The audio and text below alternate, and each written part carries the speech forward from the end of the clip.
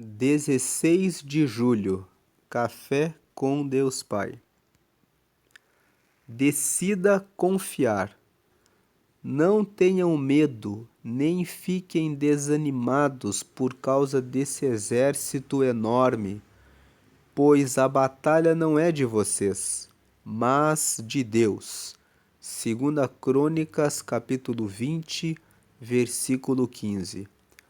Esse versículo que nós acabamos de ler foi a mensagem que Deus enviou pelo profeta para o rei de Israel. O rei de Israel ficou cercado por 3 exércitos. A Bíblia, no livro de 2 Crônicas, no capítulo 20, conta que o exército de Moabe, o exército dos habitantes das montanhas de Seir e o exército dos amonitas se levantou contra o rei Josafá. Ele ficou com medo, porque o exército inimigo era formado por 3 exércitos. E Deus disse para o profeta: diga para o rei Josafá: não tenham medo, nem fiquem desanimados por causa desse exército enorme, pois a batalha não é de vocês, mas de Deus. Vamos ler aqui a mensagem. Tenho aprendido a valiosa lição de que antes de nos dar grandes responsabilidades, Deus primeiro trabalha a nossa confiança nele. Quando confiamos em Deus, temos nossas esperanças renovadas e nos sentimos seguros, como em uma relação familiar, em que a presença do Pai traz conforto e segurança. No texto que lemos, o povo de Jerusalém estava na iminência de receber um ataque de nações inimigas. Então, esse texto está dizendo que no texto que lemos, o povo de Jerusalém estava perto de receber um ataque de nações inimigas. Ao receber essa informação, o rei Josafá convocou o povo para orar e buscar a Deus, a fim de receberem auxílio naquele momento difícil. A resposta que receberam foi reveladora. Deveriam apenas confiar, pois a vitória já estava garantida. Em meio à apreensão, incerteza e medo, buscar ao Senhor foi e continua sendo a melhor das alternativas. Nessa história, podemos identificar o poder transformador da confiança em Deus. Saiba que suas vitórias não serão geradas apenas com base em seu desempenho ou capacidade, mas sim em quanto você depositou sua confiança no Pai. Por vezes, as circunstâncias por si só não são suficientes para sustentar nossa fé, mas ao voltarmos os olhos para Deus, temos a convicção de que nada foge de seu controle. Minhas vitórias mais significativas surgiram da decisão de depositar minha confiança e esperança em Deus, em vez de confiar apenas nas minhas habilidades. Muitas vezes, nossa falta de confiança no Pai nos priva de viver milagres. Não sei quais são os gigantes que se levantam contra a sua vida, mas tenho plena convicção de que se você depositar sua confiança totalmente em Deus Pai e descansar em meio à tempestade, provará de suas intervenções extraordinárias. A frase de hoje é: o nível da sua confiança em Deus definirá o tamanho das suas conquistas. Lendo mais uma vez: o nível da sua confiança em Deus definirá o tamanho das suas conquistas. Hoje é o dia 197 de 365. Já passamos mais da metade do ano e a leitura bíblica de hoje é Filipenses capítulo 4. A palavra-chave de hoje é confiança. É interessante que você leia depois o texto de 2 Crônicas, capítulo 20. Esse texto que nós lemos aqui, 2 Crônicas, capítulo 20, o capítulo inteiro conta que eles receberam a notícia de que os 3 exércitos se juntaram para irem contra o rei Josafá. E o texto conta que o rei Josafá disse para o povo: vamos orar a Deus e vamos pedir a ele uma solução. Quando eles oraram, a Bíblia conta que Deus enviou o profeta, e o profeta disse esse texto que nós lemos aqui no topo: não tenham medo, nem fiquem desanimados por causa desse exército enorme, pois a batalha não é de vocês, mas de Deus. O texto mostra que Deus deu uma estratégia para eles. E com a estratégia que Deus deu para eles, eles derrotaram os 3 exércitos sem terem que lutar. É interessante como Deus fez a vitória vir para Josafá. Ele instruiu o povo para que pegassem alguns cântaros, para que fossem durante a noite, cercassem o acampamento dos 3 exércitos e, na hora certa, Deus deu uma ordem: quebrem os cântaros e toquem trombetas. Eles quebraram os cântaros e tocaram as trombetas, e aquelas pessoas dos 3 exércitos acordaram assustados. E eles pensaram: o povo de Israel está aqui, matando a cada um de nós. Então eles pegaram as suas espadas e começaram a matar uns aos outros no escuro. E quando eles terminaram de fazer aquilo, eram só homens mortos. Deus deu essa estratégia e eles venceram a guerra sem precisarem pegar em uma espada sequer. A Bíblia conta que depois disso, eles receberam os despojos. O que são despojos? Eram as coisas que ficavam quando o derrotado da guerra deixava para o vitorioso. As roupas, os alimentos, os equipamentos, as armas, todos os despojos ficaram para o povo de Israel, porque eles confiaram em Deus e Deus deu a estratégia certa. Nesse texto de 2 Crônicas também conta que quando Josafá foi para essa guerra, ele separou os cantores que louvavam a Deus e colocou eles na frente, dizendo: vamos louvando ao Senhor na frente. E eles cantavam louvores e honravam a Deus. Então Deus disse: façam assim. E eles venceram a guerra, porque eles decidiram confiar.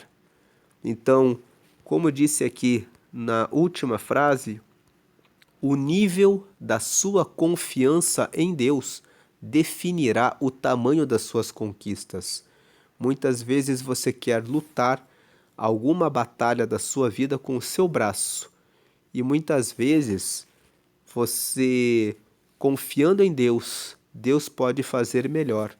Às vezes a esposa quer convencer o marido de alguma mudança, ou o marido quer convencer a esposa de uma mudança.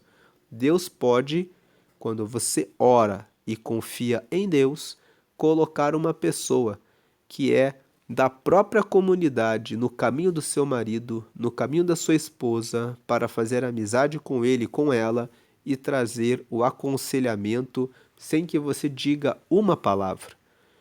E muitas vezes as suas próprias palavras é que estão afundando, piorando a situação.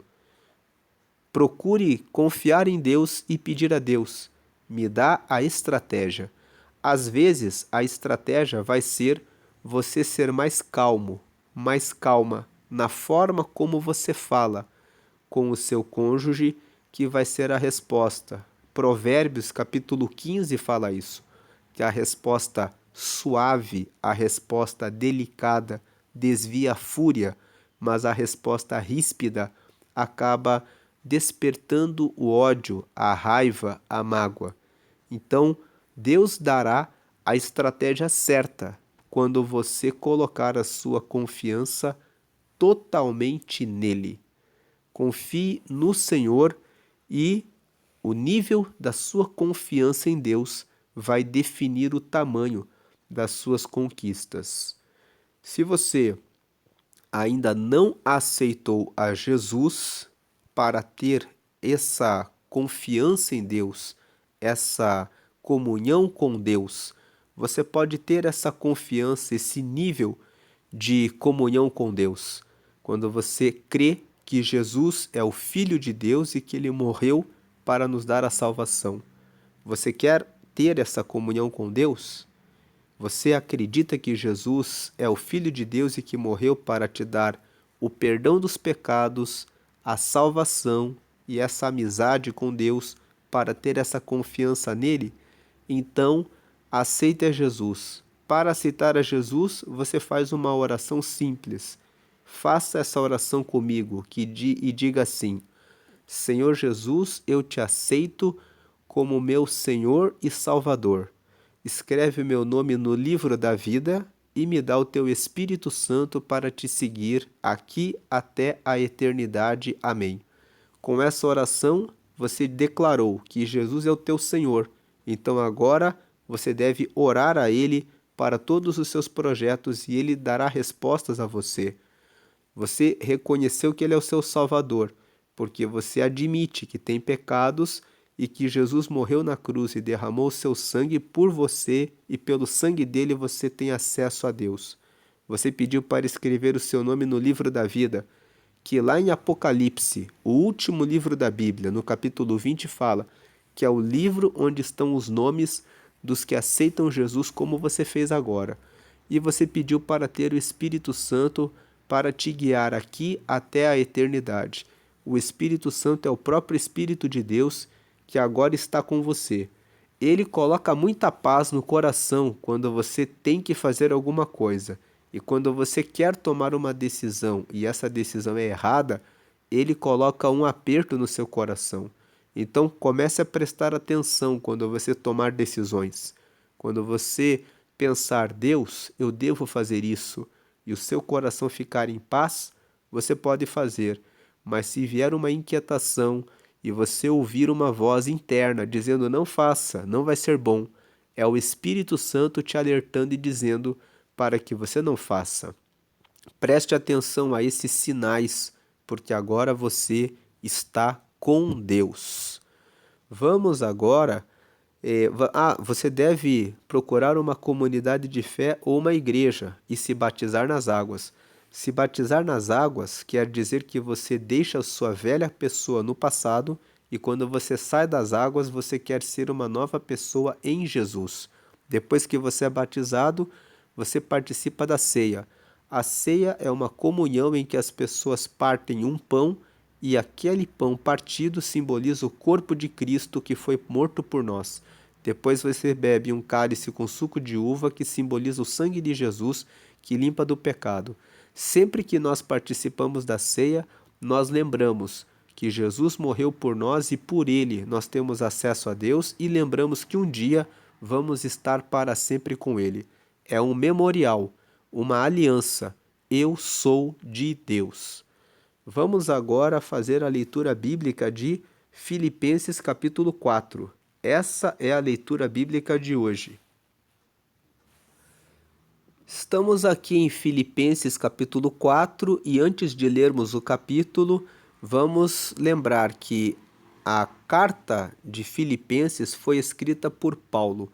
Paulo foi um discípulo de Jesus, que se tornou discípulo depois da morte de Jesus. Jesus morreu, ressuscitou, falou com seus discípulos, voltou para o céu e, depois que ele já estava no céu, Paulo começou a perseguir os cristãos, porque ele achava que eles estavam pregando Jesus e que Jesus era uma mentira. Então, em Atos, no capítulo 6, nós vemos esse Paulo matando um cristão que se chamava Estevão. Depois que ele matou Estevão a pedradas, incentivando as pessoas a matá-lo, ele pegou cartas para perseguir e matar outros cristãos. Quando ele estava no caminho para Damasco, ele teve uma visão de uma claridade muito grande, caiu no chão e ele ouviu uma voz dizendo: Por que me persegue? Ele perguntou: Quem fala comigo? E Jesus disse: Sou eu, Jesus. Você está me perseguindo, mas eu sou mesmo filho de Deus. Então ele perguntou: O que eu devo fazer? Jesus disse para ele ir para um lugar e aguardar por ordens. Depois, Deus enviou o profeta Ananias, que foi até onde ele estava, orou por ele e ele teve a visão restaurada. Então ele entendeu que Jesus realmente era o Filho de Deus. Então ele começou a aprender a respeito de Jesus e depois de um tempo ele começou a pregar o Evangelho. O Evangelho é a boa notícia. A boa notícia é a de que Jesus morreu por todos para dar a salvação. Depois de um tempo pregando em vários lugares, ele esteve em Filipos. Filipos era uma cidade da Macedônia. Os que nasciam em Filipos eram chamados filipenses. Depois que ele escreveu várias cartas para várias igrejas, em um tempo em que ele estava preso em Roma, ele escreveu essa carta, Carta para os Filipenses. Uma carta era escrita para motivar as pessoas que estavam naquela cidade a continuarem a seguir a Jesus. Filipenses é uma carta que é pequena, ela tem apenas 4 capítulos. Nós já lemos Filipenses capítulo 1, capítulo 2, capítulo 3, nos outros dias, nas outras meditações aqui que foram feitas. Hoje, a leitura sugerida é Filipenses 4. Nós vamos ler o Filipenses 4, que é o último capítulo de Filipenses, lembrando que Filipenses é uma carta que é conhecida como a Carta da Alegria, porque Paulo fala em várias partes desse texto, dessa carta que ele mandou para os filipenses, em que eles deveriam ter alegria. O curioso é que quando Paulo escreveu Filipenses, ele estava preso em Roma. E ele fala no capítulo 1, eu estou preso aqui, mas eu preguei para todos os guardas do Império Romano que estão me vigiando. Então, ele toma uma situação ruim de estar preso em algo bom. Ele ganhou todos os seguranças, os guardas, todos os que tinham contato com ele na prisão, ele pregava e ganhava para Jesus. E ele diz isso para os filipenses: fiquem alegres, não fiquem tristes. E aqui em Filipenses 4, vamos ler, versículo 1: Meus queridos irmãos, sinto muitas saudades de vocês. Vocês me fazem tão feliz e eu me orgulho muito de vocês. Portanto, continuem todos firmes, vivendo unidos com o Senhor. Versículo 2: Evódia e Sintique, peço por favor que procurem viver bem uma com a outra como irmãs na fé. Evódia e Sintique eram 2 irmãs da igreja de Filipos. Os estudiosos da Bíblia dizem que provavelmente Paulo tomou conhecimento de que houve alguma rusga, algum conflito, algum desentendimento entre essas 2 irmãs. Então Paulo, quando escreveu a carta, disse para elas: tomem a direção de viver bem, uma com a outra, como irmãs na fé. Versículo 3: E a você, meu fiel companheiro de trabalho, peço que ajude essas 2 irmãs, pois elas Junto com Clemente e todos os outros meus companheiros trabalharam muito para espalhar o Evangelho. Os nomes deles estão no livro da vida, que pertence a Deus. Veja que Paulo aqui fala mais uma vez do livro da vida, que pertence a Deus. E ele fala que a Evódia e a Sintique, junto com o Clemente, tinham ajudado Paulo a pregar o reino de Deus na cidade de Filipos. Por isso ele tem uma preocupação que eles continuem vivendo em união, em amizade. Deus ama a comunhão, a amizade. O Salmo 133 fala assim: ó quão bom e suave é que os irmãos vivam em união. Quando eles vivem em união, é como o óleo que desce pelas barbas de Arão. Arão era um sacerdote. O óleo simboliza o Espírito Santo. Quando o Salmo 133 fala, é como o óleo que desce pelas barbas de Arão e escorre até o chão, ele quer dizer, quando nós vivemos em união, o azeite, o óleo, que é o Espírito Santo, cobre a nossa vida completamente, da ponta da cabeça até a planta dos pés. E ele fala, é como o orvalho que desce no Monte Hermon. O orvalho desce do céu, vai até o monte e depois desce até a base do monte. Ele está dizendo, Deus está completo na nossa vida quando nós vivemos em união. Aqui no versículo 4, tenham sempre alegria, unidos com o Senhor. Repito, tenham alegria. Veja, Paulo estava preso em Roma, mas ele escreve para eles dizendo, tenham sempre alegria. Alguém que deveria estar triste, deprimido, talvez chateado, mas não. Ele diz, tenham sempre alegria unidos com o Senhor. Repito, tenham alegria. Inclusive, se você abrir a Bíblia em Atos dos Apóstolos, no capítulo 16, lá está escrito como que Paulo conheceu os filipenses.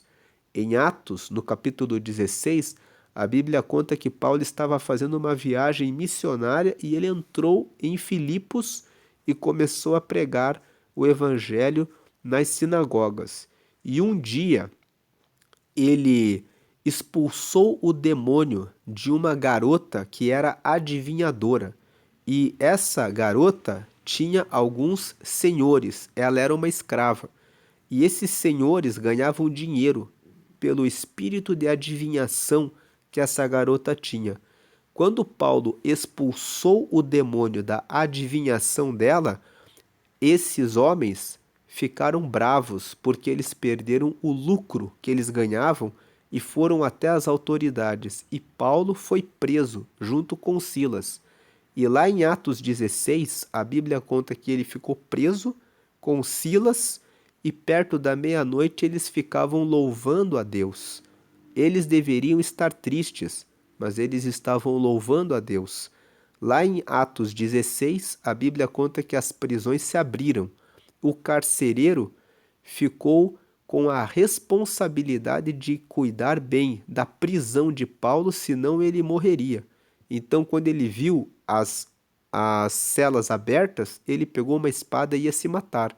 Mas Paulo disse, não faça isso, estamos aqui.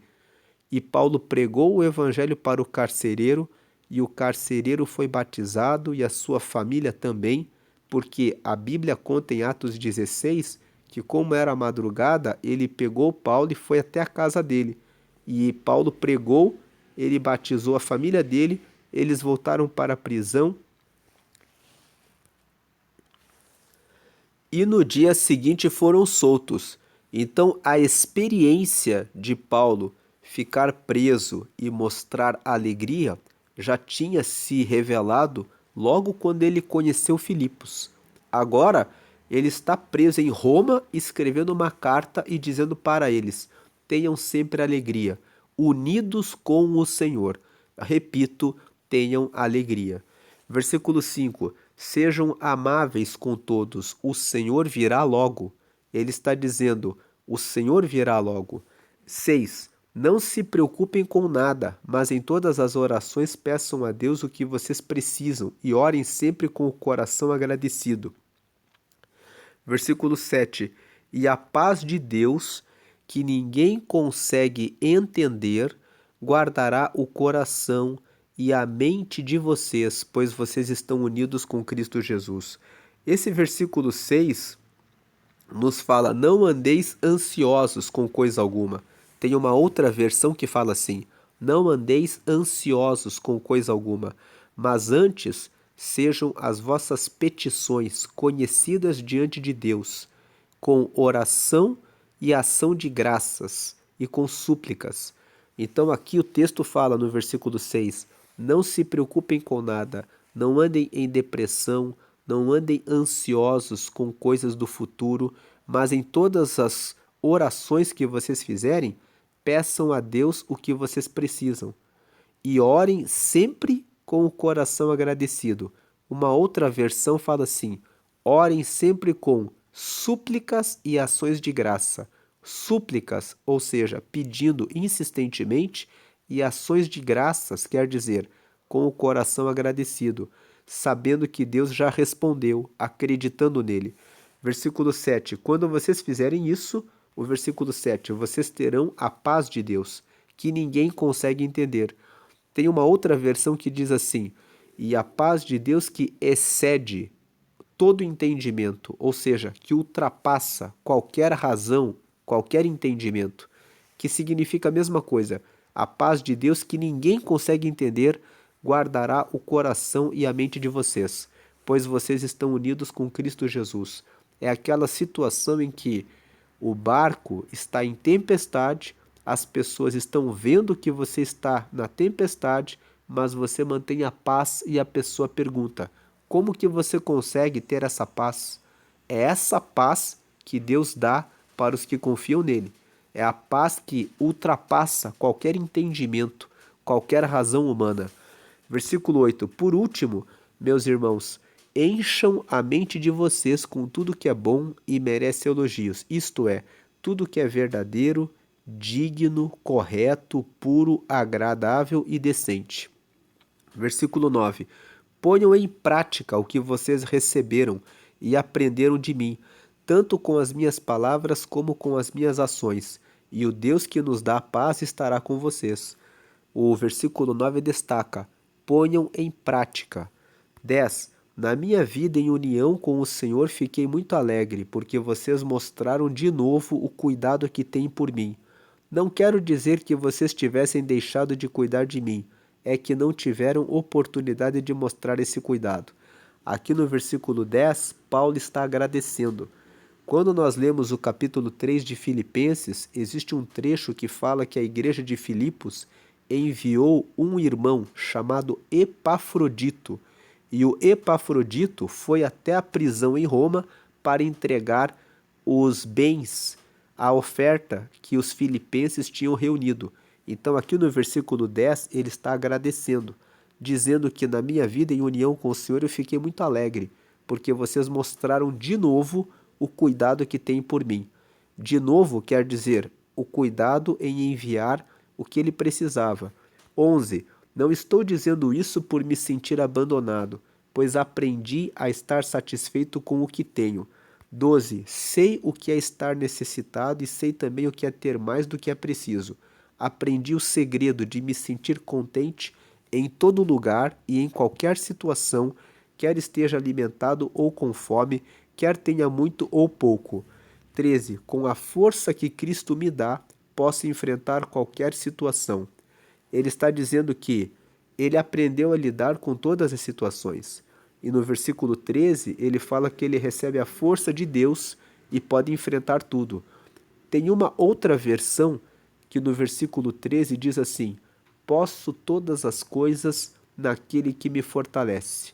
Aqui nós estamos lendo numa tradução na linguagem atual. Então a versão está assim: com a força que Cristo me dá, posso enfrentar qualquer situação. Versículo 14. Mesmo assim, vocês fizeram bem em me ajudar nas minhas aflições.